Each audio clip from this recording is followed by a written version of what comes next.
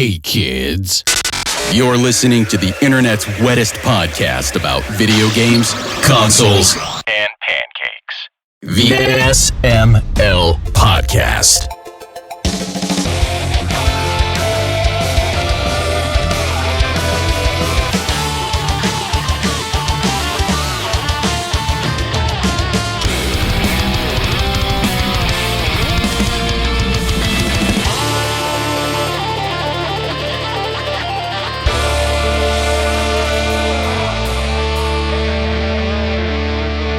What's up, everybody? This is the SML Podcast. I am your host, Joe, and I have Coltrane on my lap. Coltrane, how are you doing today, my kitty? Coltrane? Yeah, that's my baby. How are you? I know. Are you doing good? I know. What about Jacob? Fall into the abyss of my gaping butthole. Jacob, how are you doing? Just play it again. Fall into the abyss of my gaping butthole. And that's how the show starts out. Jacob Nakier here. How are you two doing? I mean, I'm just laying in a recliner with Angus in my lap, so, you know, it's all right. You're just going to play the cat sound over everything that I say? Yes. I played it over Aki that time. Nice. So how are you two doing? I just answered. Okay, Aki, how are you doing? I'm doing great. In the past 2 days, I've binged all of Wednesday, which is a fantastic show. Everyone should go watch it. It was okay at best. I loved it. I thought it was fantastic. And I put together a couple gunpla while I was watching them. Mm-hmm. It's the Addams Family for the CW. Yeah. That's all it really was. Ashley and I watched Fubar. Don't know Okay. what That's that new Arnold Schwarzenegger I'm so Netflix sorry. vehicle. Well, my uncle was sorry. friends with Arnold, so I like to watch his stuff. Oh, I'm that's sorry rad. for your How uncle did he too, know then. him? He knew him because he sold him cars out in California. My uncle Vinny used to be a Mercedes Mercedes dealer. I had to think for a second. Mercedes. Nice. That's wild. Did that for many years. He ended up going on his own, but he sold Arnold a few vehicles, and he sold a lot of people's stuff, but Arnold would go biking sometimes, which I don't know if he just told me that to impress me as a kid or if they really did it, but I've gone... They went biking together? Yeah, I've gone 40 years thinking that they rode motorcycles together, so I might as well live with it, right? Yeah, might as well. Fuck Yeah. it. Why not? Oh, when you said biking, I just imagined like tandem biking, bicycle. Yeah, I was Honestly, thinking they were I riding would pay- bicycles together too. I just figured regular bicycles, but now the idea of Arnold Schwarzenegger tandem bicycling with anybody is a great mental image. If he ever does it, it has to be with Danny DeVito. Yes. Twins just Well, biking yeah. together. Or get a longer one and have Eddie Murphy, for the the failed triplets sequel. Oh, is there supposed to be one? There was supposed to be one, and then Ivan Reitman died, and his son didn't want to take it over, so he just killed it. Makes sense. Doesn't sound good. No, Arnold's actually upset because he was it was the script was great. That was wonderful. Be my twin.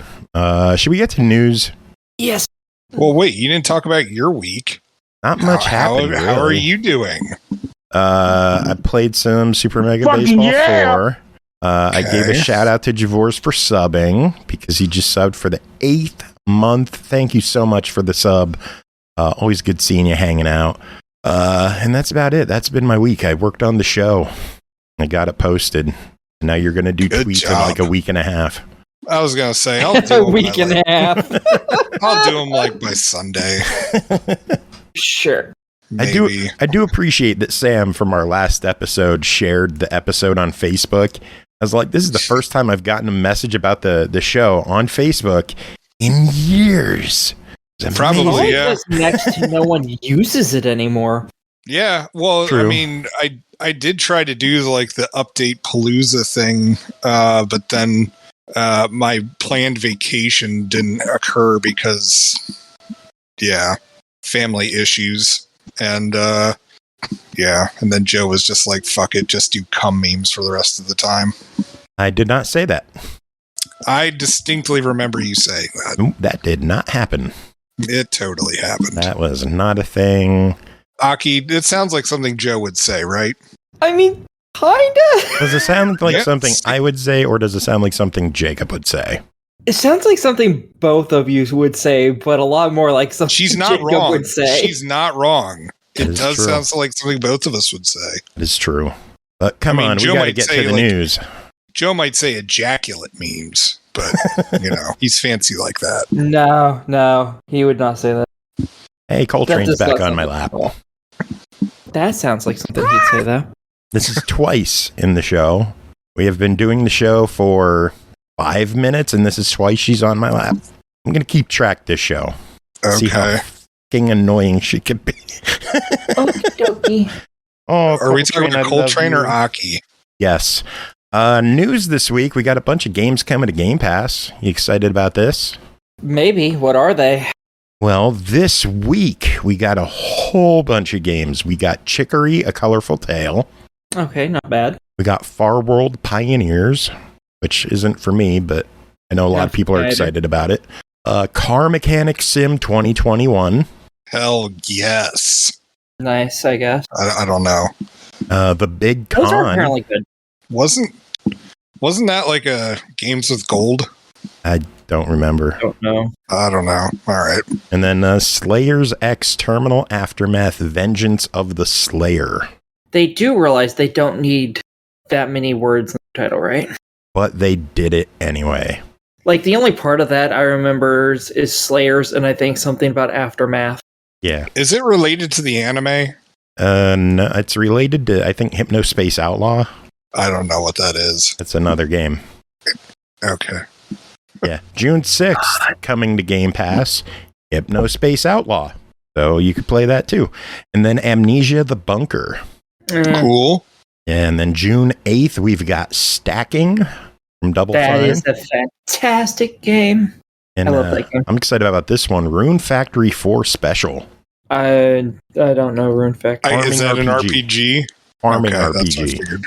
Oh. It's like Harvest Moon mixed with RPG mechanics. Good All I stuff. see is anime people, so that's kind of cool looking now, just because there's anime people. And then June 13th, a game called Dordogne or Dordogne or whatever. I don't know. What is it? I have no idea. I don't know. Oh, okay. Yeah. All those games coming to Game Pass. That is a hell of a first half of the month. A lot of games Nice. coming. What are they stealing from us, though? Yeah, it's not all good news. We are losing a couple of games. 6 are leaving. Bridge Constructor Portal. Okay, that's fine. Chorus. That's a shame. No, It's but been on there very long. it's on sale frequently, so Maneater. That stinks. okay. That was a fun game. That is a fun game, so pick it up. I It's played it for a hot minute. on sale frequently, so Yeah, that's true. And also, there's like a newer version of it too. yeah, with DLC. Mortal Shell is leaving. I don't know what it is. I think it's Souls-like, I believe. Serious Yeah. Sam 4 is leaving. Boo. And then Oh, well. Total War 3 Kingdoms for the PC. Okay, so not too bad. Wait, so is that Total War like colon 3 Kingdoms Yes. or Total War? Oh, well, I didn't know if it was that or Total War 3, comma or colon Kingdoms. I didn't know. Understandable. Yeah, I don't follow the series, so I didn't know. Mm. Anyway, Games with Gold was also announced. Okie dokie. 2 games joining this month. First up, we're getting Adios. Which I bought like a month ago. Go figure. I GG. don't know that game. I think Cole reviewed it. Someone was asking if we covered it, and I had to look it up, and I think Cole did it. And then The Pretty Veil, sure. Shadow of the Crown. I don't have this one, so I'm Nice. excited. Yeah, this is a pretty good game. I like that one. PlayStation Plus for June was announced. They are getting 3 games with NBA 2K23. Okay. Jurassic World Evolution 2. That's a good one. Ooh. And Trek to Yomi. Nice. Yeah. So that is PlayStation Plus and Games with Gold for the month. What do you think? Not Not bad. bad. Yeah. Not bad. Great conversation for a podcast. Yep. Just bouncing right off you. Yeah. Ratchet and Clank Rift Apart is hitting PC on July 26th. I know that's pretty big because I think that's the first title in the whole series to go PC. I believe so. So I think that one will do pretty well on PC. I think. Well, as long as they don't botch the PC port job like all the big name ones have recently, it should be fine. Fingers crossed. You're going to need a hell of a lot more than your fingers crossed, but yeah. Let's see. The Witcher 3 has reached 50 million copies sold. And Netflix has already announced that there will be a 5th season of The Witcher. Have you seen it since Cavill left? Is it any good anymore? Well, no. I mean, he's left, but they haven't aired his final season. They're going too soon. And then Liam Hemsworth takes over. And apparently they're impressed enough that they've already greenlit the 5th season. So, okay. I have no faith in it, but okay. Yeah, I'm not I don't mind Liam Hemsworth. Like, he's certainly not as good as his brother, but I don't mind. I don't hate him either. He's just. Oh no, it's less about that and more about the fact that Henry Cavill constantly argued with them to make sure Geralt was written correctly.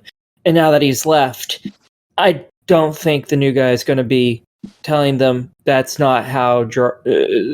Oh God, no! He's there for a paycheck. Yeah. No. So I have more of a feeling the writing's going to go to shit because the writers don't know what the fuck they're doing because they've never read the books, they've never watched, they've never played the game, nothing. It's also Netflix, so yeah. I have a feeling this is going to go the same way that the Halo TV show did. Did they ever announce if that's done? I don't know. I haven't paid attention to it at all. After he showed his face and then showed his ass, I haven't heard anything about that show. I mean, I watched the first 10 minutes of the first episode and was just like, I'm good. Master Chief, more like Master Cheeks. Yes. Hey, she snorted. Front Mission First Remake is going to be hitting more platforms on June 30th. Launching on PS4, PS5, Steam, GOG, Epic, Xbox One, and Series X and S. It'll be $34.99. So, hey, nice. Square Games hitting Xbox this year. Woo! Yep, it'll probably be the only one. No, there's two. There's a Dragon Quest game coming later this year based on the anime. Oh. Yeah. I wonder how that's going to go. I don't know. I didn't know there was an anime. Me neither, because I don't watch anime. But there's a game. It exists. We'll just go with it exists. That's the nicest thing I can say about that anime. Speak into the mic. It exists. That's the nicest thing I can say about that anime. Well, it's getting a game, and it's coming to Xbox, and Square's finally doing something. So maybe the Pixel remasters will happen. Fucking, I hope so. Unlikely. No, because that's something that people actually want. True. Metal Hellsinger is getting some new DLC on June 13th. It is going to be a pack of essential hits of mainstream rock songs. They haven't said what the 8 songs are, but they're coming soon. So hopefully we get details quick. It's all Limp Bizkit albums. Yeah. Now I know y'all be loving this shit right here. Fuck you, demons. Chill, Limp Bizkit. No, just no. If only we could fly. Jacob, some good news for you. Hot Wheels Unleashed 2 Turbocharged was announced for a fall release for Xbox One, Series X and S, Switch, PS4, PS5, Steam, and Epic. I believe it's October 19th. I believe. What else have you heard of this one? I figure you got more details on. Nothing. I mean, it pretty much just came out of left field for everybody because of how unceremoniously Hot Wheels Unleashed, the first one, just got dropped by Milestone Italy. Everyone just figured that the sales just weren't there and they just canned the whole game, but apparently they were working on a sequel. I'm not going to lie, that trailer was pretty cool. The only thing I'm a little concerned about is that there weren't any licensed vehicles in there. Like, they're all classic Hot Wheels stuff. Like, the first game made it clear, like, oh, the Batmobile's in here, like the Teenage Mutant Ninja Turtles van, Knight Rider's in here, all that kind of stuff. None of it's there. So I don't know if it's like, maybe it's too early for that kind of conversation, or if they're just like, no, we are focusing solely on Hot Wheels and Hot Wheels only. I don't know. No, but we'll find out more as the months pass, I'm sure. Yeah, I mean, I'm excited too. I mean, because they're also bringing in motorcycles and dirt bikes in this too. And it looks like they all like them, and they didn't give up on monster trucks either. So it looks like everything's just gonna be there. So yeah. So between the license stuff and my only other thing that I'm curious about is that like whether your cars from the previous game are going to transfer in. Probably not. I know, but I can wish in one hand, shit in the other, my friend. He'd like that too much. Don't offer that. Some VR games were announced. I don't know what platforms they are because I didn't pay that much attention. I just know the games exist. Stranger Things is getting a VR game. Seventh Guest is getting a VR version. Samba de Amigo is getting a VR game. Hell yes. Power Wash Sim is coming to VR. Okay. That sounds like I could see that being fun. Yeah. I think Power Wash is just on the Quest, unfortunately. I hope it comes to PSVR too, because I will buy that so hard. I will just sit with a VR headset on, spraying water at a fucking car for 2 hours again. Instead of cleaning a real car. Yeah. For shame. Go clean a real car. And waste water? Well, no, I'm sure the cars are filthy. You can wash them every now and then. Yeah, it's called a car wash. Ah, it's so much better when you do it yourself, though. I don't own a fucking power washer. Oh. I'm sorry. My hose sucks. Have you ever used one? A power washer? That would probably strip the paint off the car. I mean, you could use it on a house, you know. Have you seen our siding? To be honest, I haven't really studied it. No, we need siding.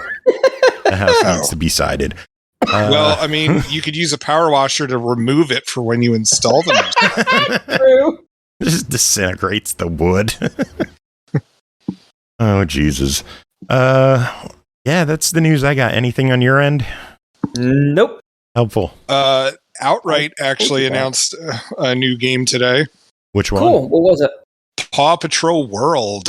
Oh, and it looks like it's going to be an open world mission-based Paw Patrol game, and you could just like fly and drive vehicles and do whatever like that you feel like. So your inner child's gonna have a blast. Well, both of my kids are gonna have a blast. And you.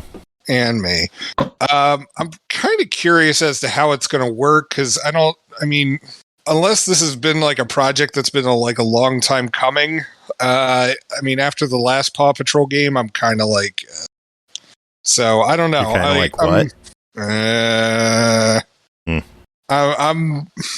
I'm cautiously optimistic about it.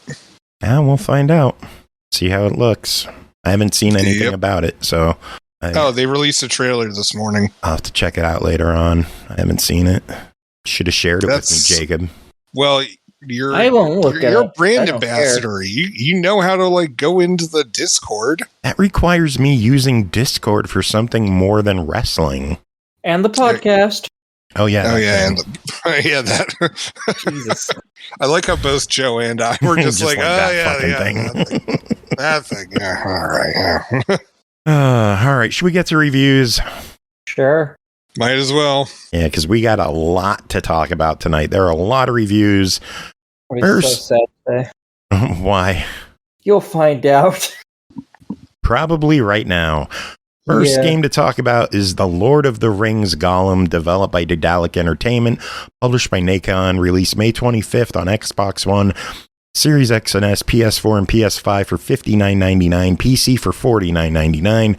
Play as Gollum on his quest to retrieve his precious. You'll need to climb the mountains of Mordor, sneak around Mirkwood, and make difficult choices. Who will gain the upper hand, the cunning Gollum or the innocent Smeagol? Aki, who gained the upper hand? Who won? Did you win by playing it? No. I mean, yes, I totally won by playing this. What is the game, first off? This is a stealth platformer. You play as Schmeagol, Gollum, whatever you want to call them.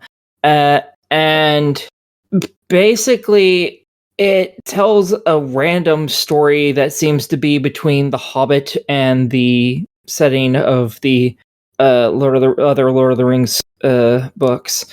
And basically, Gollum starts off in what amounts to an elven jail, and he has to tell our almighty Gandalf the Grey the story of what happened while he was in Mordor. And then you play as Gollum in Mordor, and you're a bitch. Not that doesn't shock anybody. And yeah, you have to live basically being a prisoner and a slave, and you just trying to do your best to survive and find a way out. That is the first, half or more of the game. It's just doing that. And then it switches to you at the Elven prison, and it's more of the same, except for instead of dealing with big, stupid fucking orcs, you have to deal with tall, skinny, stupid elves instead. The story is okay. It's not a bad story. And I'm trying to come up with more nice things to say about the game, and it's really hard right now. Because the game's platforming is not good, we'll leave it. And a lot of it is that, because instead of being, how most people think of stealth games as, oh, you hide in things, you hide under stuff, you go into dark shadows, so on and so forth. In this, it's more, there's occasionally some shadows to hide in, but most of the time, you're just avoiding the enemy's cones of vision, and that's it. So usually you want to climb up above them and hope that they don't look up, which they do an awful lot. And let me tell you, people do not look up very often. That is just a problem humanity has. We do not look up. So it's very weird that I constantly kept getting seen by being above them. But the main crux of the issue with this game is the platforming is fairly bad. If you have to drop down from, let's say, one square onto the other, you have to jump, and you just have to make sure you land on it. It is very hard to not go far enough, and it's very, very, very, very, very, very, very easy to go way, way too far, because there's not a lot of control in that. And also when you're climbing, sometimes you have to jump at an angle to grab onto a different set of vines that you're climbing on or something. And it's very easy to be pointing exactly at it, jumping, and then going somewhere the fuck else. Somewhere very the fuck else. And this all becomes a problem because then you have to do all of the platforming again in lots of areas, which is kind of a painstaking, slow, arduous process because Gollum isn't exactly the fastest individual on the planet. And also, there's an achievement in this game for beating it without dying. There hasn't been a single chapter where I haven't missed the jumped, it didn't jump in the direction I was fucking telling it to, or one of the most annoying things, as I said, you could be jumping from vine grouping to vine grouping, lots of heroes do when they're climbing up walls, you climb up the vines. There's also, the ledges that you can grab and shimmy across. And you know how in lots of games, when you get to the edge of a ledge that you're shimmying across, your character will lean to the side to jump onto the next one and grab it? This does that. But when it's going on the vines, usually in other games, they do the same damn thing. They just jump across, immediately grab onto it, and you're just moving again. In this game, it doesn't always do that. Sometimes when you jump off to the side, if you're not thinking to immediately push the stick forward, he just won't grab onto the vine that you're clearly jumping over to, and he'll just fall to his death because he doesn't reach forward and grab the vines that he's jumping to like they do in every other game. He's on my lap again. Very nice. So you have to push forward again, take an aim, then grab onto the fucking vines again, which is not how you play these games at all. So you're gonna die a lot. So fuck that achievement of playing the game without dying. It's not gonna happen. Lots of the enemies are generally fairly easy to avoid because they get stuck on the environment. You get stuck on the environment too. I've been running and then ran into something that was apparently just 1 millimeter above the ground, and I guess his toe got caught in it or something, so he couldn't move forward. I don't know. But like orcs, especially because of how big they are, they get caught on stuff on a semi-regular basis, so you can just fucking ignore them after that. Because where they last saw you is where they want to run, and if they can't get there, they'll keep running, trying to get to it. Oh, God. So if they get like stuck in like a corner of something, trying to get beyond it, they'll just never go there, and you can just simply crawl around beside them. As long as they don't see you, you're fine, because they'll forever just be running in that direction, not going anywhere. Let's see. Yeah. Rough platforming, rough climbing, mediocre stealth, and bad combat. There isn't combat. No combat at all? No. If they catch you, you die instantly. Oh. So because your Golem, brain dead AI is insta-kill. Yes. And lots of times they're like, oh, you've been caught. Game over. Damn. Or it'll say, oh, you've been killed. Game over.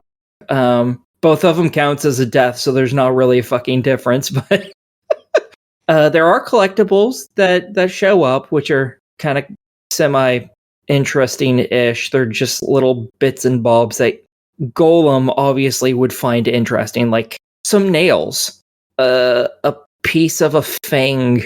Like he just grabs random shit and he makes a little comment after you pick it up, which is always a little funny to me.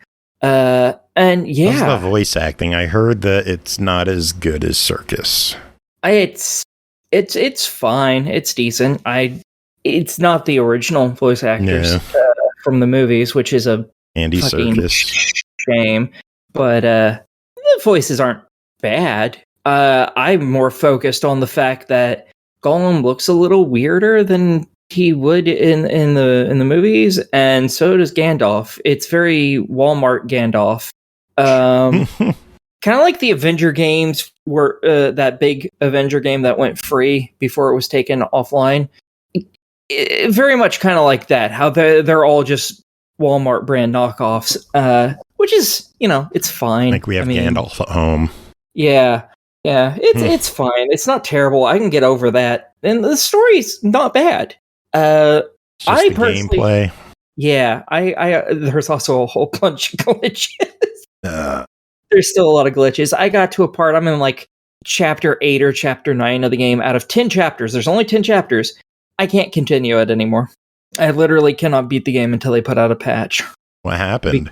There is a mirror that you have to interact with to talk to somebody.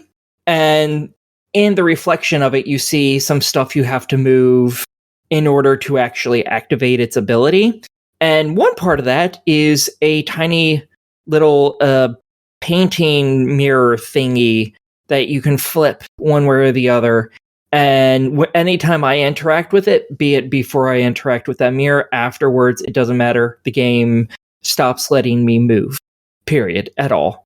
So I can only at that point interact with that thing to flip it over and over constantly, because I can't get back to the mirror. I can't interact with anything else. I'm stuck in place. So, great fun. I've tried restarting the entire chapter, which took, yeah, it sucked, especially when I got there and it did it again. And then I said, fuck it. That doesn't seem to be a problem everyone has, because I'm pretty sure people have beaten it at this point. But of course, I ran into that, and I don't know what caused it, because this game's a mess. And I know it hurts you to talk about this, because you have been begging me for this game for months. Yeah, I've wanted this since it was announced at what was it, E3 or something? Yeah. forever ago, and I've been so fucking excited for this, and it breaks my heart how not very good this is. I'm not going to outright call it a terrible game, but it's not good. No, well, it's $60. What's your verdict? We need one of those.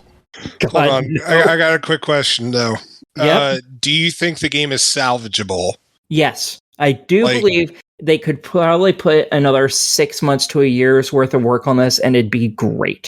They have to magnetize when you're jumping, like they do in like Assassin's Creed and stuff, so that when you jump from like set of vines to next set of vines, you fucking grab onto it instead of having to hit forward to grab onto it on the occasions where he just decides not to. And also when you're making an angled jump, usually again from vines to vines, to where you actually go where you're clearly aiming for.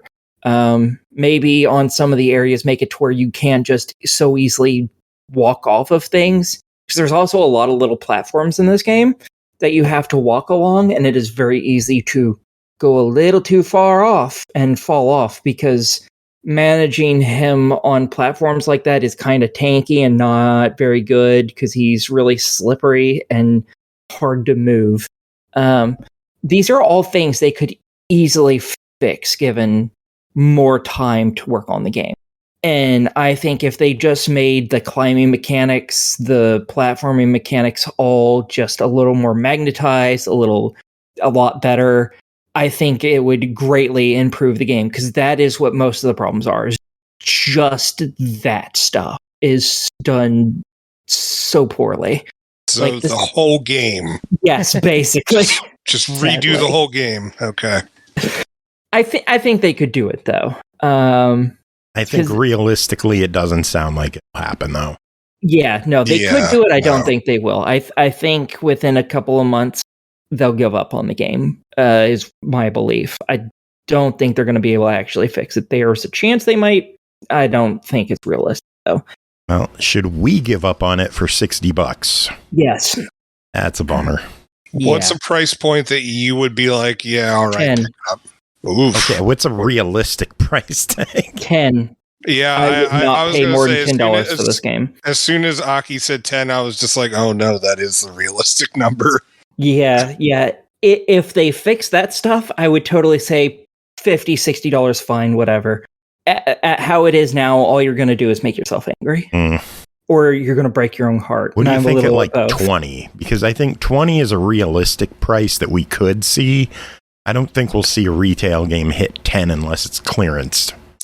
20 is what I paid for Beowulf the game. I think it was 3 weeks after I it was released. For clearance, if you pick it up at all, to be honest. That's how bad this is.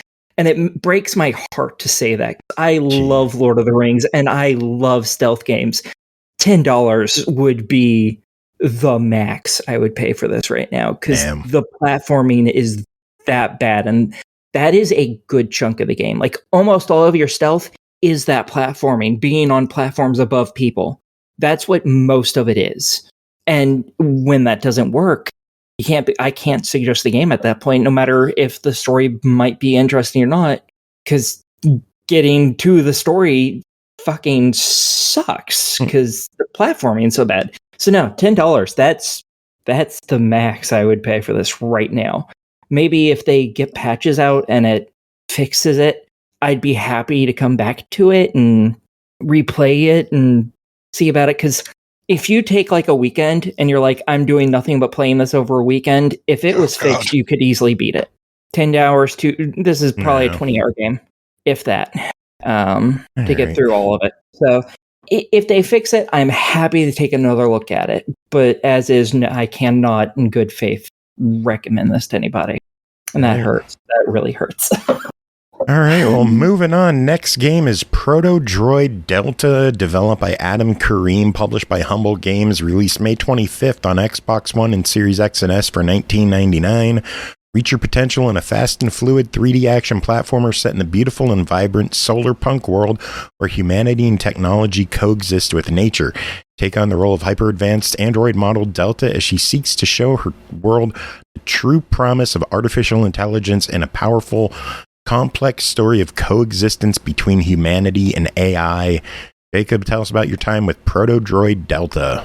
So I initially got this when it was accidentally released for free on Xbox. And then it got taken away, and I was just like, Joe, I need to get a review copy of this. Because honestly, I was unexpectedly having a bunch of fun with this. So what Protodroid Delta, thank you, is essentially the game that Mega Man X7 wanted to be. And if you remember what that was the ill-fated 3D attempt at making a Mega Man X game that just plain sucked. And so it is an action platformer, like arcadey kind of game, set in a 3D world. You are behind Delta as she moves throughout each of the levels, and the levels are varied. I mean, it all looks like the usual like utopian kind of stuff, but each one of them has like different traps, or not necessarily puzzles, but I mean they're platforming puzzles. So you have to figure out how you can feasibly get from point A to point B, because like sometimes like the platforms will go into electricity, or there's traps set up with them, or just stepping on a platform will suddenly make a bunch of enemies pop up. Standard stuff like that. And going with the Mega Man, not like theme, but you know, the basis for it. Yeah. There are bosses that you get to defeat, and the more successful you are at this game, you can unlock various skins for Delta, which are are obvious homages to the Mega Man series. But it's really just so like, do you want to play as Mega Man? Cool, you can play as you can play as Mega Man. Do you want to look like Zero? Cool, we got a skin for that. I'm not gonna lie, it is rough. I mean, it is a big challenge, but I mean, so were the original Mega Man games, and I kind of like loved that feeling where it was just like I was constantly getting ticked off, but I just couldn't stop playing either. like it was just a great, fun challenge, and you could tell that there is a lot of love and respect for the Mega Man series in this game. But as I said, like sometimes like the traps are just an absolute pain in the butt. Jumping is honestly the worst part of this game, because the jumping never feels accurate, and so you're constantly either overshooting or undershooting like where you want to go. And there's no like real easy way to judge where you're going to end up, and so thankfully the game is very forgiving, and unlike just like losing a life, you'll lose like a little bit of your life bar, but like there are parts where it's just like you are going to lose that entire life bar as you're like trying to just get past one damn hallway. And so there are frustrating parts of it, but at the same time there is a lot of love in this game, and there's a lot to like about it too, and I was really impressed with this. And honestly, I had a blast. Yeah. Well, so it's a $20 game. What are your thoughts on it? Oh, beautiful. Honestly, that's beautiful. I didn't catch, like, I didn't know if you had said the price. The first point. Say the price. I always. I don't listen to you. But anyways, $20 was honestly like my sweet spot for this game. Like, and the fact that that's what it actually costs, that's awesome. Yeah, for $20, totally. Nice. Absolutely. And if you're a Mega Man fan, you definitely need to get your hands on this game. Cool. What about the tribute armor pack for $5? Is it worth dropping an extra $5 to get some cool costumes? I assume that's the suits I was talking about. Probably.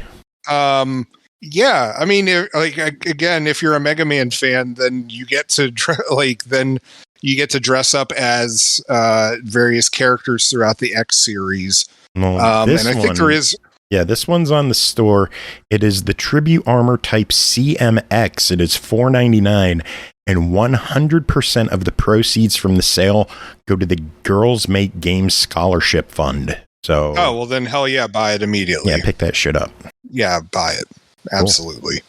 All right, next up, A Building Full of Cats, My House, developed by Devcats, published by Silesia Games, released May 31st on Xbox One and Series X and S, June 1st on PS4 and PS5 for a whopping $2.99. A Building Full of Cats is a hidden object game where you need to pet all the cats in the building. Don't leave any cats behind. Jacob, how many cats did you leave behind? I left behind a lot of them, but I'm also not done playing. Aki, how many cats did you leave behind? None. I 100% of the game the day you gave it to me. GG, so did I. So Jacob is the one who sucks. So yeah. I'm also allergic to cats. You're not allergic to digital cats, you boner. Why? How do you know? How do you know? I might be allergic to digital cats. I am blind, and this is a Where's Waldo of cats. Okay, fuck off. You could have beaten this. You know who else could beat it? Vlad Slavin could beat it because he just won a copy in our chat. Nice, congrats. How cool is that? Joe. Should I give away another copy? Yes. Yeah. Because the awesome folks at Silesia Games threw us a few copies of the game to give away on Twitch. So if you're paying attention in chat, you could win a copy of this game. But Aki, tell us, what is the game? This is Where's Waldo, but with a bunch of cats. Basically, you have been hired by the tenants of this building to come in and play with their cat. Each one of the tenants has an entire floor to their own, and they're all batshit insane. Each one of them has 50 fucking cats. Each one of them. Which is probably why they each have their own fucking floor. And basically you go floor to floor, and you enter their little room, and you have to find all 50 of the cats. I don't know if there's 50 that are just there, or if that's also counting the hidden ones anymore. Oh no, the hidden ones are separate. Okay, so you have to find 50 cats that are just hidden around. Some of them are hidden in pictures. Some of them are partially behind things. Some of them are blend into the background. Most of them do. Some of them are a little box on the friggin' calendar. Yep. Pictures, as I said. Yep. Check pictures, check calendars, check mugs. You never know when a cat is hiding inside a mug, because there are, like we said, hidden cats where they're there's 15 of them. Hidden in different there's usually like 10, 15 of them depending on the floor you're on. I mean, the great thing about this game is it's not big. There's only 5 floors, a basement bunker, and a roof, and that's it. Yep. And it's if you're good at this kind of game, you can get 1,000 achievement points in an hour. I did it in 55 minutes. I loved this game so fucking much. It's just finding cats, and I want to find more. I need another one of these games. In my defense, for the 3 or 4 hours it took me to beat it, Joe, this is his life. You're blind. Yes. And this is Joe's just real life. So Joe has a lot of experience with this shit. Yeah. So I can find cats when they're hidden. Yeah, very. I know to look in that coffee maker. I had so much trouble with some of these. Oh, because some of them are like, here's this part of this mosaic, and it's just this little tiny piece that happens to be like a cat's face. It's like, you son of a bitch. You just see 2 points and 2 eyes, and that's a cat. That's right there. Yeah, and it is so hard to find those ones. I don't know how many times I finally found it, and I was like, you motherfuckers. I thoroughly enjoyed it. It was pretty good, cute game, and I'm glad I got to say something nice about games this week. It makes me happy. This really, it's not a lot to talk about. Unfortunately, I wish we could stretch this out longer, because it's just such a fun Zen game. There's the 5 floors, the basement, the roof, 300 cats to find, secret cats that are hidden in things. And Fernando. Yeah. I think that was his name. There's one cat that appears 3 times in each area. After you find him the first time you click on him, he actually moves. He meows and moves, and then you gotta find him again. He meows and moves, and then you gotta find him one more time, and bloop, achievement. Yep, and once you find him every time, you can actually adopt him, which is a nice little cute thing. Do you want to know something evil with this game originally?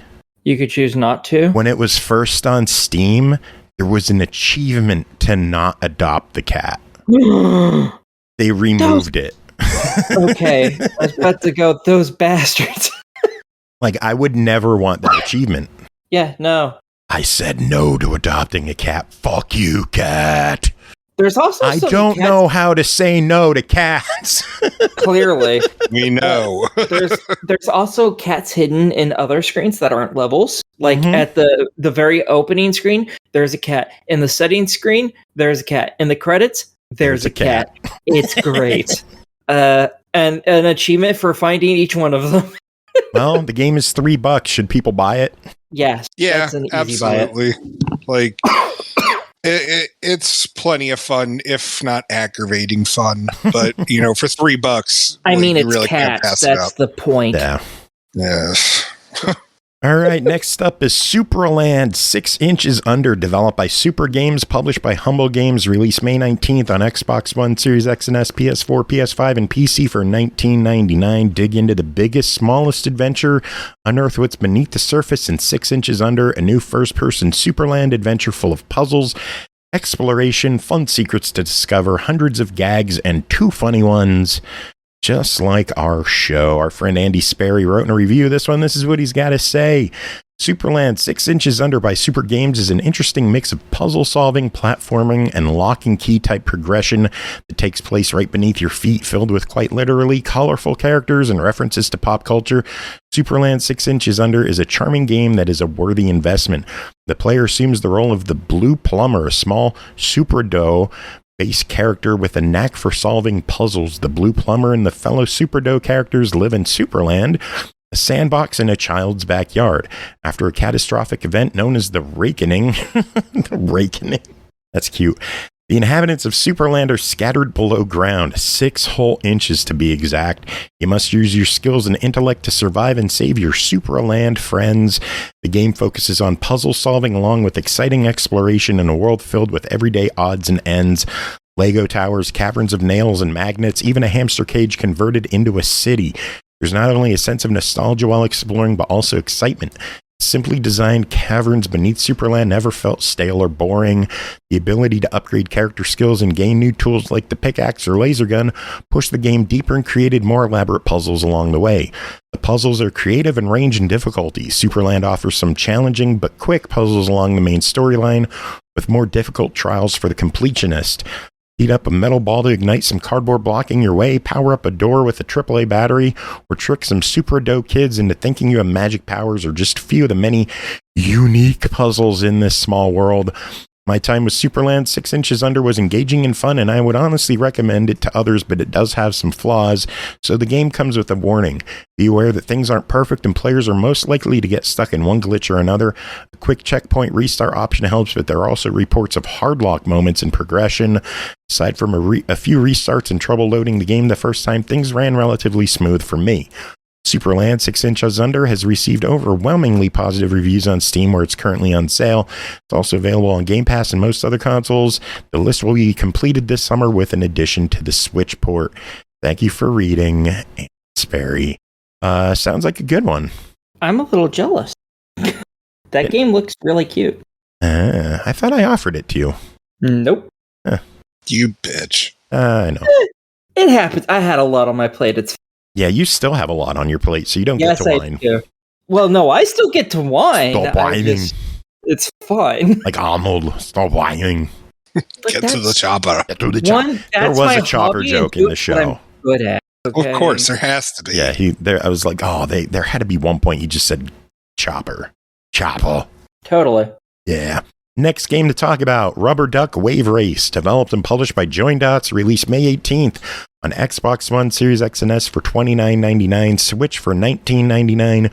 Be a duckling, a squeaky duckling, an incredibly fast ride over raging rivers and thundering whitewater rapids, but your duckling also floats on lava, fruit juice, and the Milky Way? Jacob, what's going on in Rubberduck Wave Racer?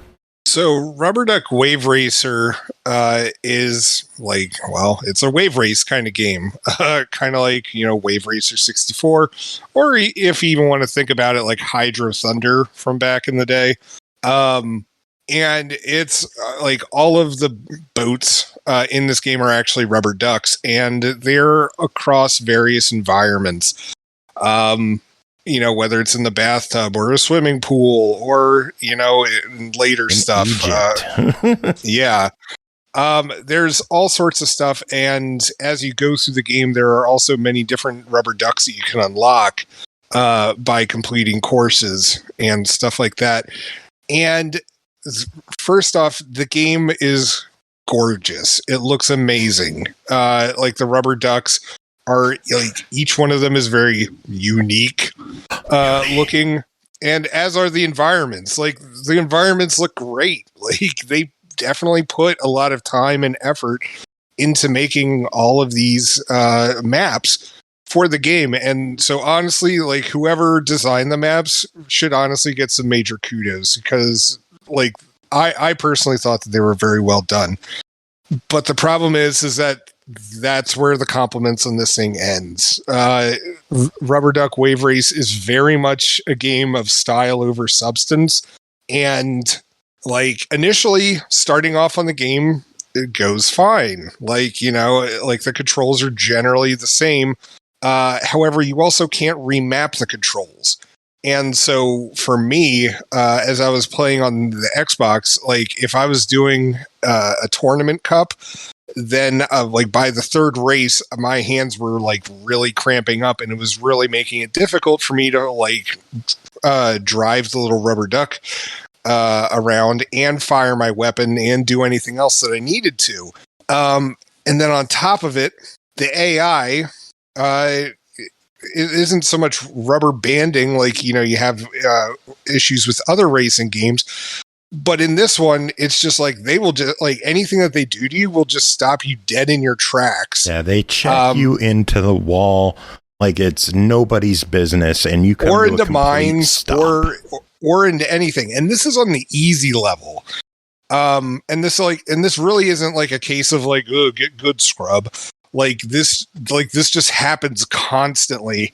And on top of it, you've got power-ups in this game that the game doesn't tell you what the power-ups do. So you're spending part of your time just trying to figure out how everything works.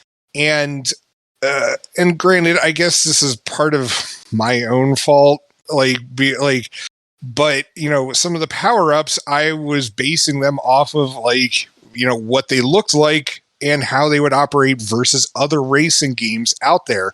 And so you've got a tornado thing, and like you just launch it, and I was just like, oh, okay, cool. It's gonna be like literally every other tornado weapon that you've ever played with in a racing game, and it's gonna shoot forward, and it's just gonna annihilate anybody in its path. Nope, you just leave it right behind you. That's it. That is all that thing does. Mines operate the same way, so it almost becomes like what was the point of the two different weapons? And then there is a missile thing, which finally, it's really hard to find. I shouldn't say it's hard to find, but it doesn't pop up nearly as frequently. And you'd figure it would be like a shell or something like that. Instead, it just goes straight forward. And I never actually managed to hit any of my enemies with it. And I actually watched it go through one once. Nice. And I'm just what? And I'm just like, what? Yeah, so the weapons have collision issues, but the AI has no issues colliding with you. This game was an exercise in frustration, honestly. Yeah, and there was one other weapon, and I was just like, oh, well, it has to work like this. And yeah, again, because you'd figure it would target whoever's in first place.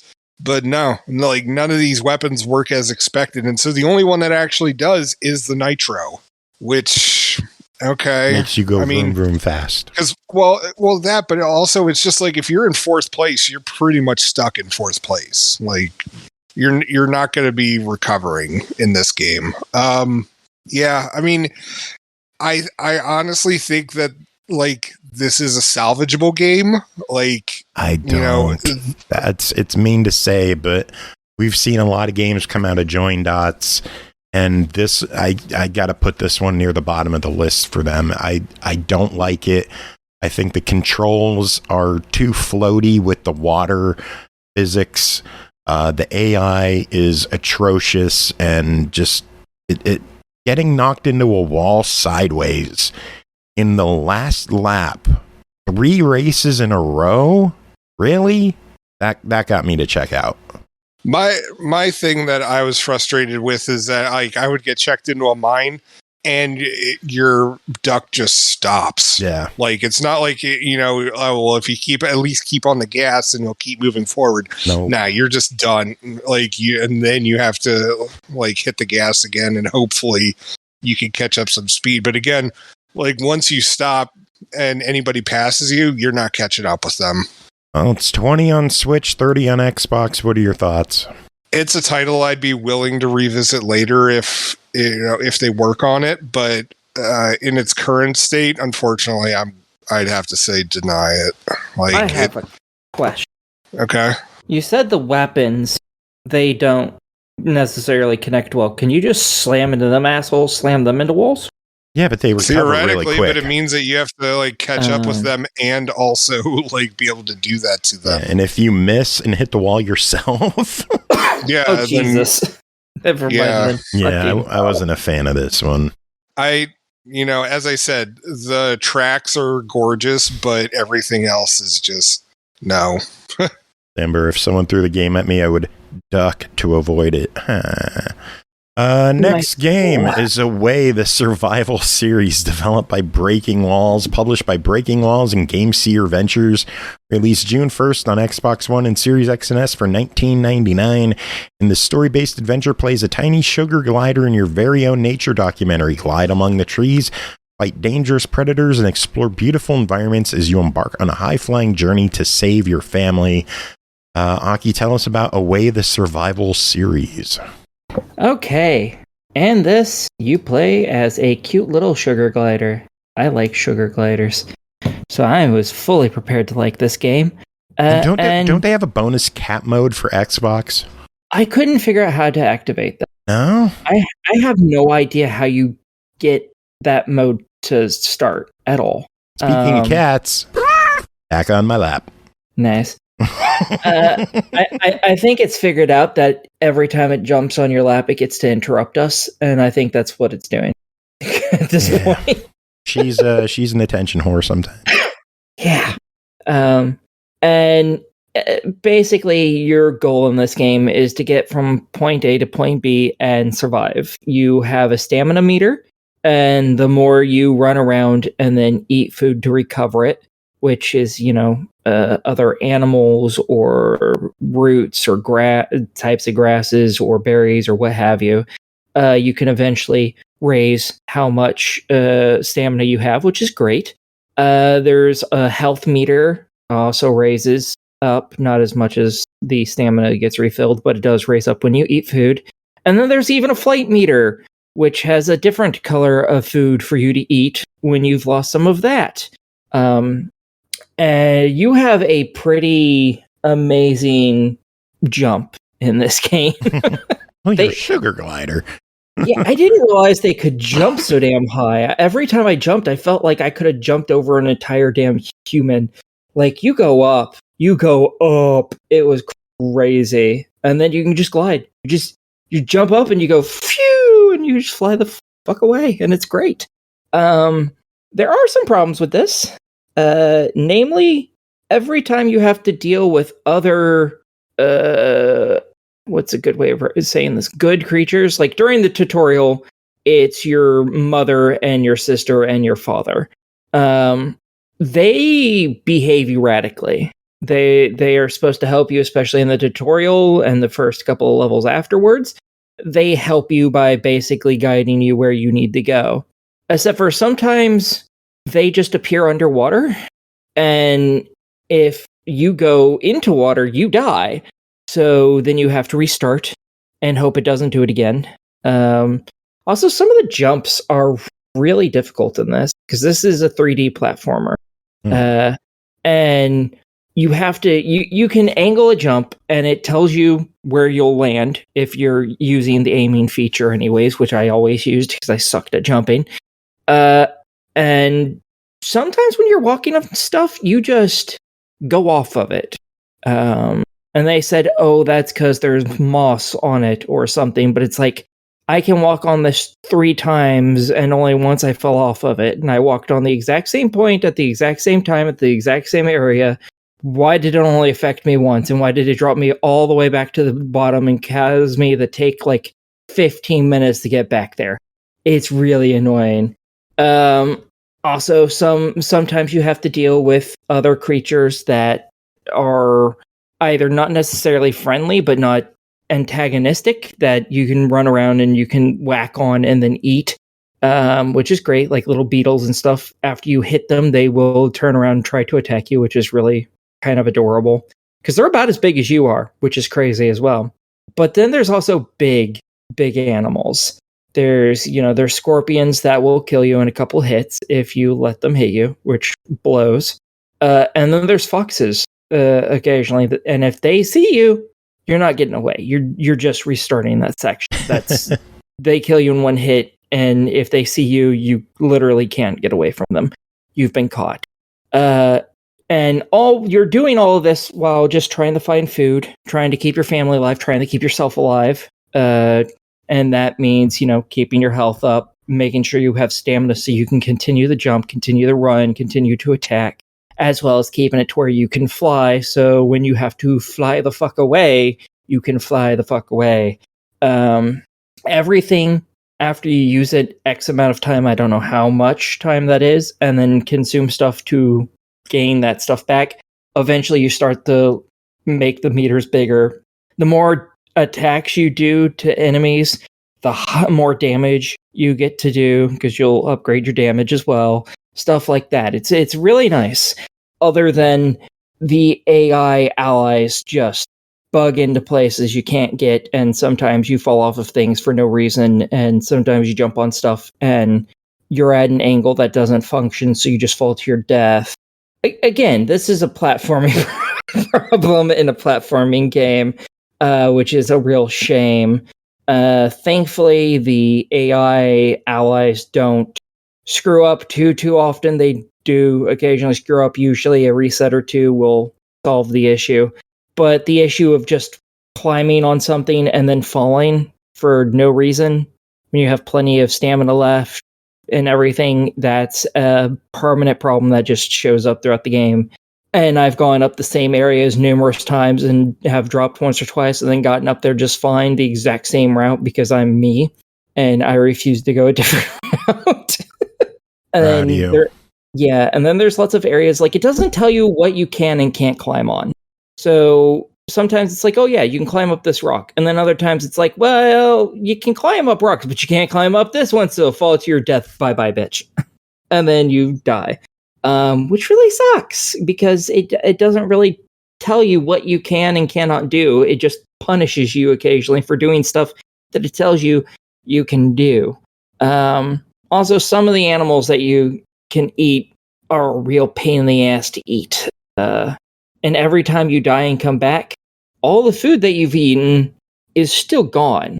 So you just get less and less food to try and get through this, which means your stamina will eventually run out. It means your health will eventually dwindle, and you just can't do anything about it. If you play on story mode, you do get all of that refilled every time you die instantly, so you don't really have to worry about food for anything other than, raising your attributes slowly over time. But I've not really particularly noticed a super amazing thing about that. Like, I went from standard stamina to max stamina within like the tutorial and the first level, and the bar got bigger. It didn't really feel like it lasted any longer though, because it ends so quickly no matter what.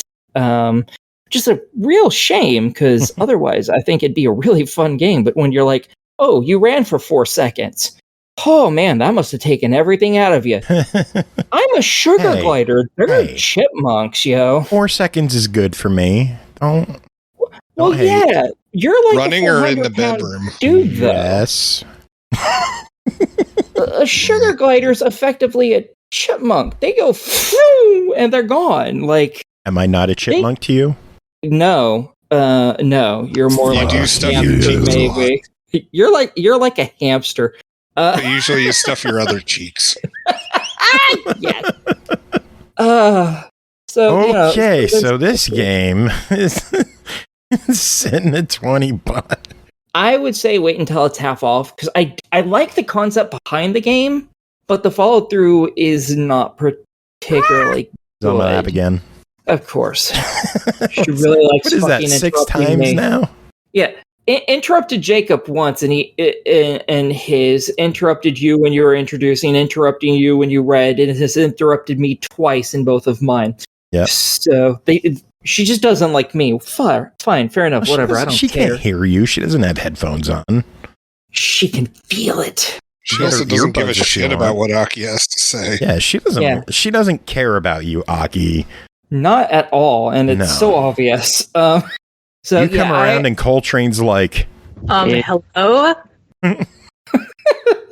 Yeah, I would say get this on a sale.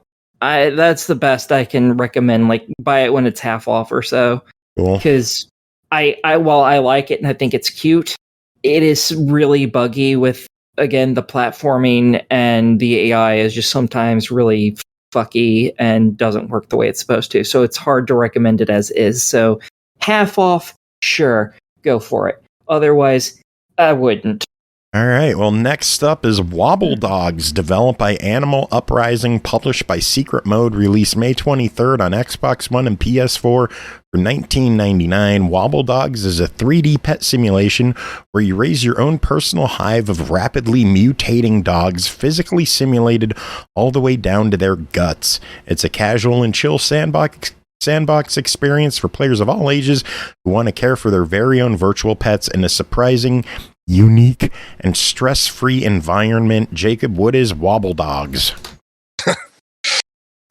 So first off, understand that this is not like Nintendogs where it's just. I mean, it's kind of cute, but it's not like that kind of cute. If you get what I mean.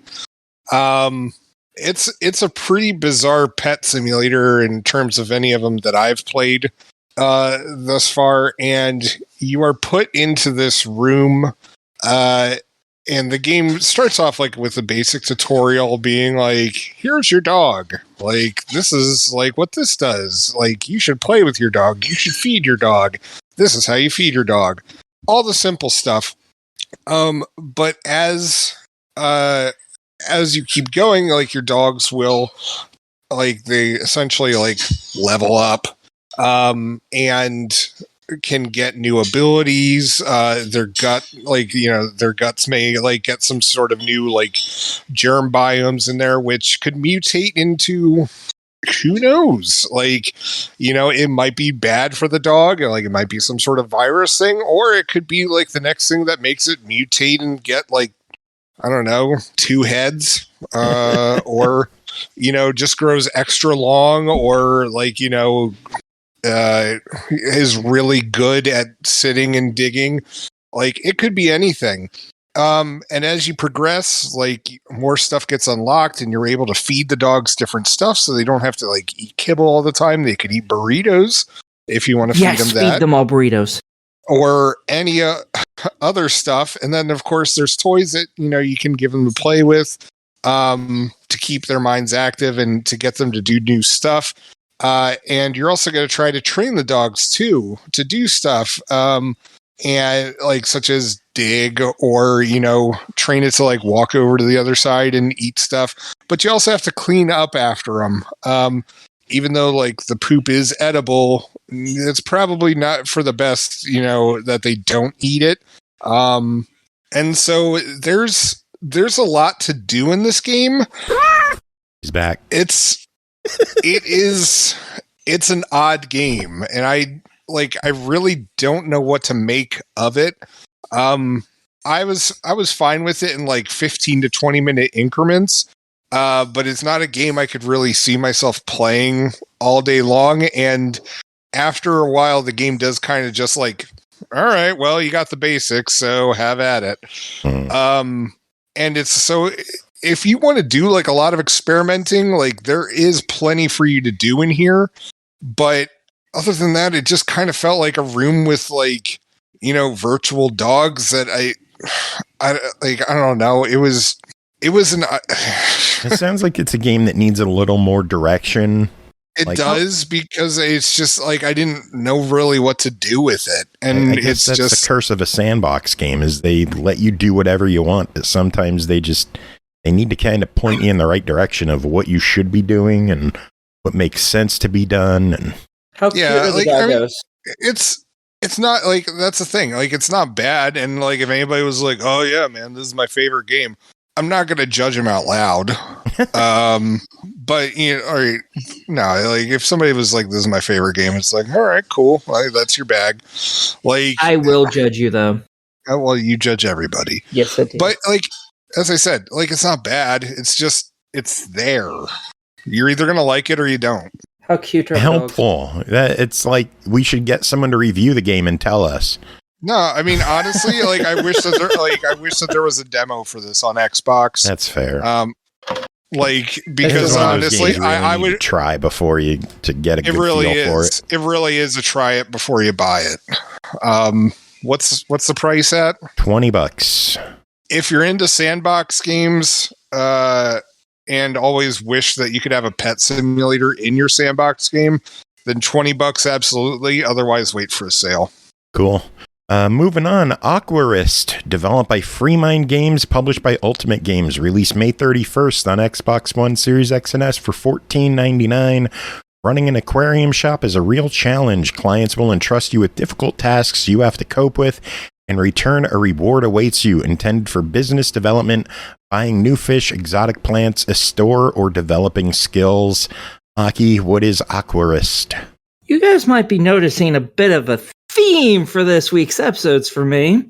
Games you didn't have fun with? Yeah. Ouch. Yeah. Hey, we all get one of those weeks. Yeah, I just hate those weeks. It's like I want to say nice things about games, and then I get a week like this, and it's like, oh, this just makes me feel bad all the way around. In this, you play, you start off as a young kid. Your father hands you an aquarium and then brags about how strong he is, as though I give a fuck. And then tells you, here's an aquarium, fill it with whatever bullshit you want, and be awesome, like I am. He's not awesome. I'm just going to tell you that right now. And then you're immediately thrown into a tutorial, not done by your father, just done by life, I guess. And you're told to buy this, that, and the other. And, oh god, where do I start with all the issues that are already starting right from the tutorial? You start off with a bunch of money. Great, I like money. Everyone likes money. Money makes the world go round. And you start having to buy it on different things, and it tells you where to go in this little menu that you pop up at any time. And then that crap just appears on your shelving unit, which is great. You go over, you pick it up, you're like, awesome. And then the game tells you how to work stuff, and you're like, okay, cool, awesome. And then it tells you to go buy more stuff, and you can't access half of that stuff because the game is very much made for a computer and has not been ported to a console very well. Oh, that's a bummer. And I'm looking at does not have keyboard support on Xbox that I see. Does it have mouse support at least? Mm-mm. I don't know how they expect you to play this. No keyboard and mouse support. So it doesn't sound like they translated it well to control. Oh God, no, not at all. Like you know the side-scrolling bar that's on every web page known to man, basically, everybody? You know that great, amazing thing, and you have to scroll? Yeah, this game has that in the fucking store. Want to know what you can't do? Scroll. Ouch. Yeah, it's fucking annoying. It's like, not like, first you have to go to each little section, and your controller, moves around like it's a mouse, and it's fine, whatever. I hate that kind of interface personally, but I get it. That's what everyone likes these days, whatever.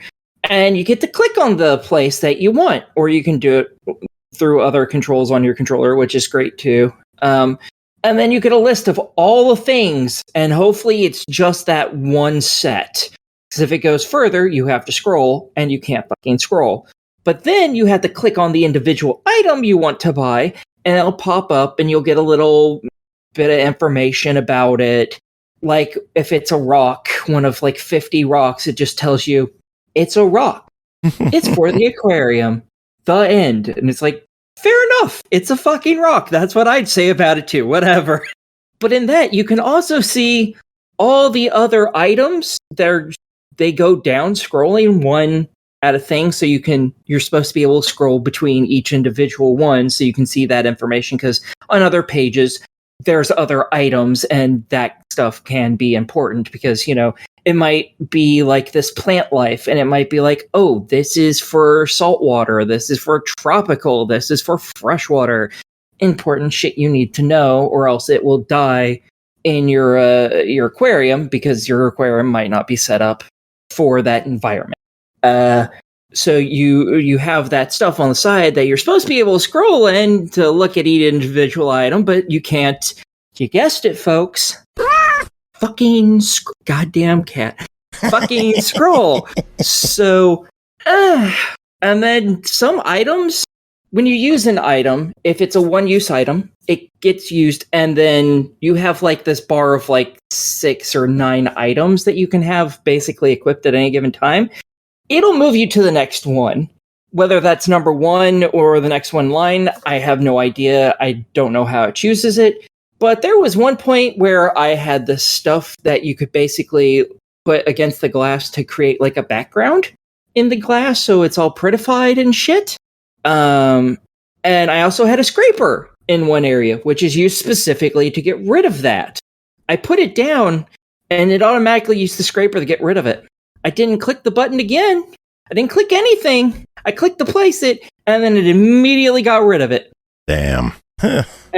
And those fucking things are expensive. I went through over $100 getting rid of that shit by accident before I just threw the fucking piece off onto the ground because you can't place it back on the cabinet, which is really irritating.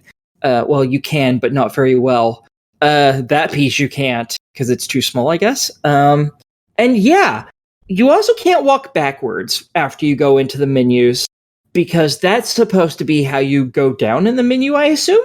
Even though it doesn't work, but then it doesn't let you walk backwards anymore after you've gone into a menu, which is, I can kind of get around that. I don't really, it's a little irritating, but whatever. You can still go turn around and walk forward. Fuck it, whatever. You have to turn around eventually any fucking way. It's just a little annoyance.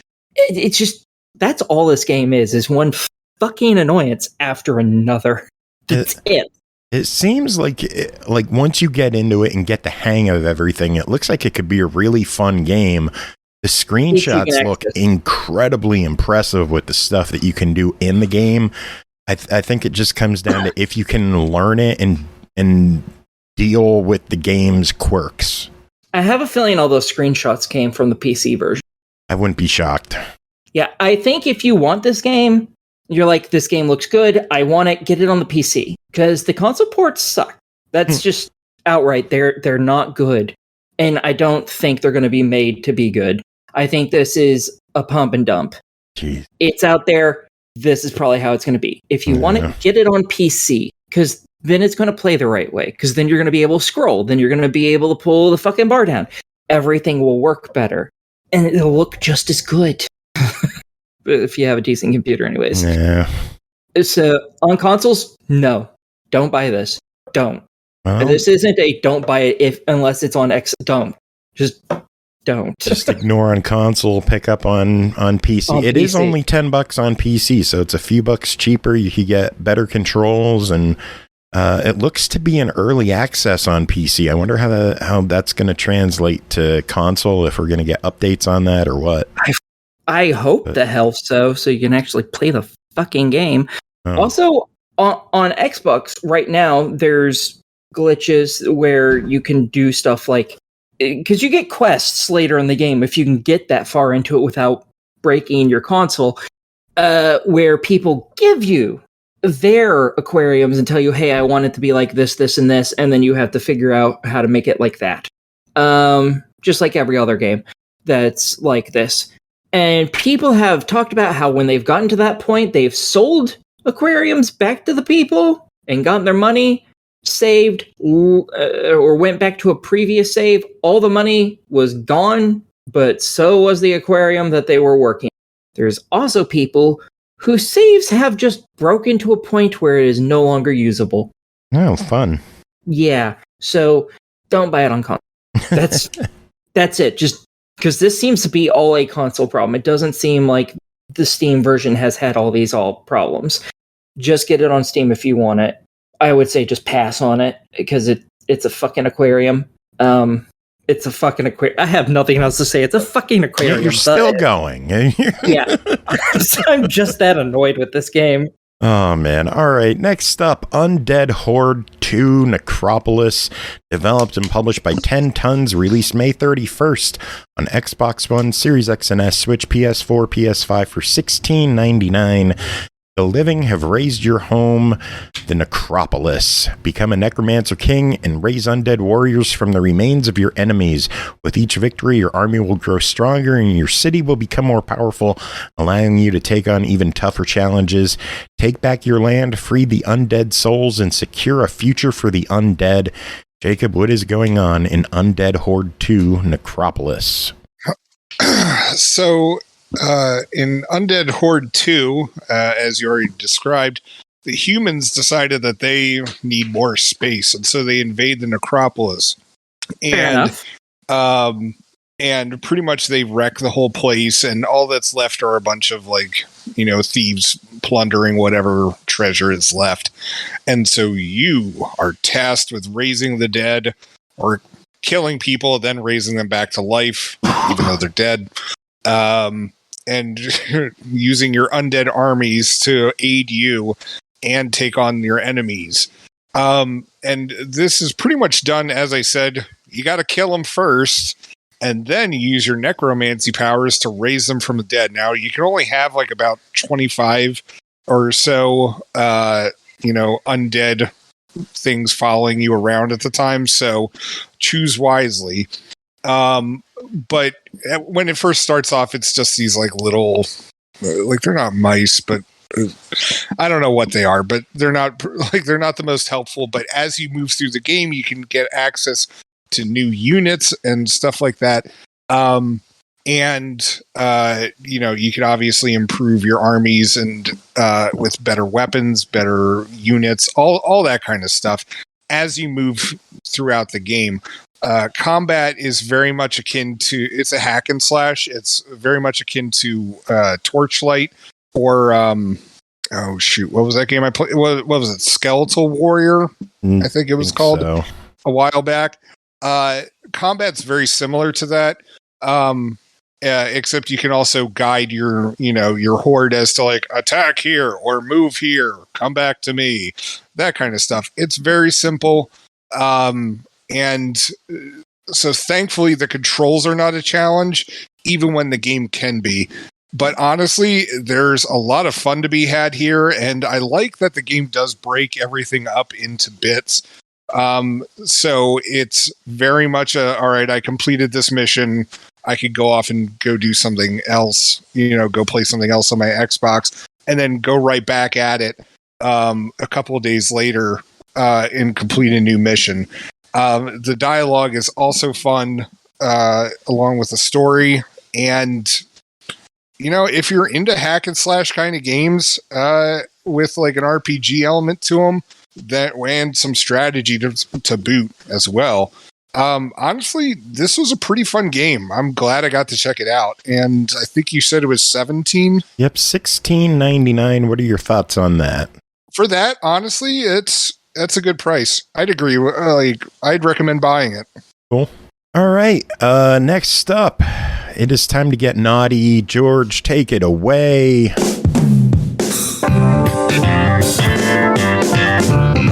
SML After Dark. That is right. It is SML After Dark time. We got 2 games to talk about. The first one is Elf Enchanter Arousing Anima, developed and published by Belgerum, released August 2019 on Steam for $1. Fight slimes with a dark elf, accidentally hypnotize her, and have sexy encounters. An erotic visual novel. Aki, what's going on in this one? Okay, this is a very short visual novel, and you're going to hear that again, so just keep that in mind, folks. In this, you play as basically a mage who's only a support class, and basically he's in a world that's kind of like an MMO, and no one cares or likes him because he's a support class, and everyone sees that as kind of useless, and only really good for like the first few levels, and after that, they're just like, you don't do any attack. Fuck you. Because apparently they don't understand that enlarge and haste are amazing things, because they apparently have never played an actual MMORPG or any. You're RPG. drifting from the point. What? Yes, I am. Sorry. I'm tired. Let's get to it. You know what you're getting when I come on here. Fuck off. So basically, in this, you and this cute dark elf, the only person who seems to care about your existence whatsoever, are fighting together, clearing out the forest of slimes because, hey, it's a job and you're weak and you can't do anything because you're a sport class. So one day you find a little scroll and you read it, and it gives you the ability to tame monsters. You accidentally, while you're practicing it, your elf companion walks into your room and gets zapped by it instead of the little spider that you were going to practice it on. Turns out it's really effective at taming dark elves too, apparently. And yeah, it's just you get to choose options of how to speak with her, and that determines what of a couple different endings you get. And there's a little bit of nudity in this. There's not a lot, because again, this is a very short game, but it's a cute little game. You get to really flesh out the both characters, actually, surprisingly, with how short it is. They get fleshed out surprisingly well. But for the fleshing out of her, you actually have to interact with her. So there's that. Don't be a dick. The end. It's $1. What do you think? Totally worth it. Totally worth it. Are the boobies worth it for $1? They're okay. They exist. So is the story worth it for $1? Yes, easily. Cool. One final porny game to talk about tonight is Steamy Sextet, developed and published by Belgerum, released January 2020 on Steam for $2.99. 6 sexy girls will submit to the lust of a hero, enjoy their stories in this fully voiced English visual novel. Aki, this is the last of the Belgerum collection chronicles. What are your thoughts on this one? Okay, on this is also you guessed it, folks, very short visual novel. Amazing. I know, I told you to expect hearing that.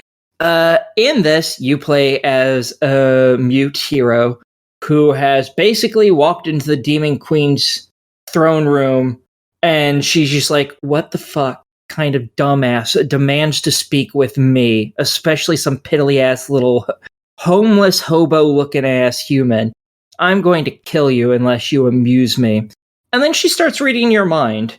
And basically every story she sees in your head is you meeting someone and within like 5 minutes having sex. This is very much a porno.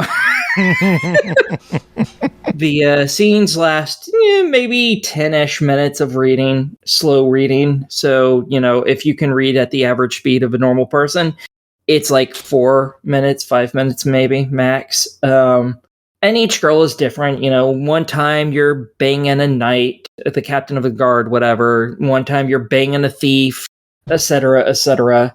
And and you just, every now and then in between each of the women that you're seeing having sex with, the queen will talk to you a little bit just out of her own amusement at seeing everything that's happening. And then goes right into the next area until you've gone through all the girls. And that's it. Did you go through all the girls? Oh, hell yes. It took me like less than an hour to beat this game. Yes, I went through every girl. shocker. Did you give them the shocker? No, amazingly. You would if you could, wouldn't you? Yes, 100%. He went straight to the wham bam, thank you, ma'am, every time. Nice. Yeah, he was very efficient about his wham bamming, thank you, mamming. There wasn't a whole bunch of foreplay with that bitch. All right, well, that is it for this episode. Root Beer has some quick breaking news that Stardew Valley fans are in an uproar because they tweeted out Iridium Scythe. What? So people are going to be excited to have all purple tools. I don't even understand what we're talking about anymore. Stardew Valley. Okay. No. Like, I got that, but I don't know what. Yeah, purple tools. That's it. What does that mean? Your tools are purple. Are they like purple? Literally their color. That's it. You now have the option of having a tool that is purple, and I'm not talking about your dingus. Well, no, that's only usually when I attach rubber so I don't bands know to it. if there's difference in stats or I don't know how that shit works. You're gonna get a purple one, I guess. You get a purple one. That's what she said. Jacob's gonna bend over and take a purple one. A marker. He's done that plenty. A marker? That would not satisfy his gaping abyss anymore. Jesus. Not one, anyway. Guess who's on my lap? What is that, 7, gaping 8? Abyss? 7 or 8? Coltrane. Something like that. What the fuck do you want? I don't know what I'm going to play for music. I'm just going to play something fun. Does anyone have any final words to end the show? Because I'm ready to go to bed. No, go to bed. Go to sleep, fat man. Fuck you.